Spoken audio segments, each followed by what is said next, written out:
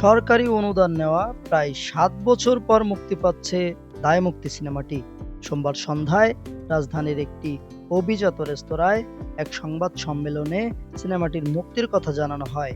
সংবাদ সম্মেলনে জানানো হয়, বদিউল আলম খোকনের পরিচালনায় বৃদ্ধাশ্রমের গল্প নিয়ে বানানো হয়েছে দায়মুক্তি সিনেমা। চলতি মাসের ৭ ফেব্রুয়ারি ঢাকার কয়েকটি প্রেক্ষাগৃহে দেখা যাবে এই সিনেমাটি। অনুষ্ঠানে উপস্থিত অভিনেতা আবুল হায়াত বলেন, ক্যান্সারে আক্রান্ত থেকেও এই সিনেমায় অভিনয় করেছেন তিনি। আমাদের মতো যারা বয়স্ক অভিনেতা অভিনেত্রী যারা আছি, আমাদেরকে আজকাল পরিচালকরা বাতিল করে দিয়েছে। যে আমরা ৪০-৫০-৬০ বছর ধরে যে অভিনয় করছি, আমরা সব ভুলে গেছি, আমাদেরকে কাজ করে ফেলে দেওয়ার মতো একটা অবস্থায় চলে এসেছে।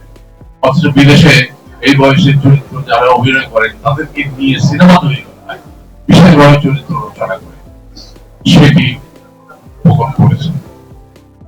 এবং আমি বললাম যে তারপর আমি দুঃখিত, কারণ আমি ক্যান্সারে আক্রান্ত, আমি অসুস্থ, আমার পক্ষে বলে তো অসম্ভব হবে না। আমাকে ভগবান বলল,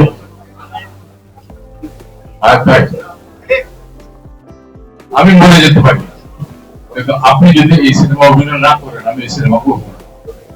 সিনেমায় গুরুত্বপূর্ণ চরিত্রে অভিনয় করেছেন দিলারা জামান। তিনি বলেন, অবশেষে দায়মুক্তি সিনেমাটি মুক্তি পাচ্ছে, যা খুবই আনন্দময় একটি সংবাদ।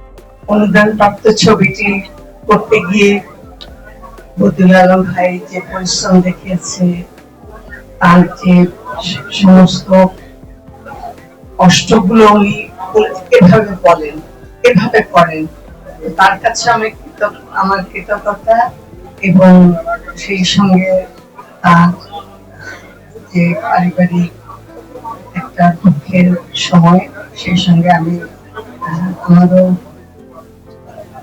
সহানুভূতি সহমর্মিতা জানাচ্ছি। আপনজন হারাবার বেদনা আমিও মনে করি, এবং সেই সাথে আমি বলবো যে আমার জীবনের শেষ সময় বলা যায়, অনেক দূর এসেছি।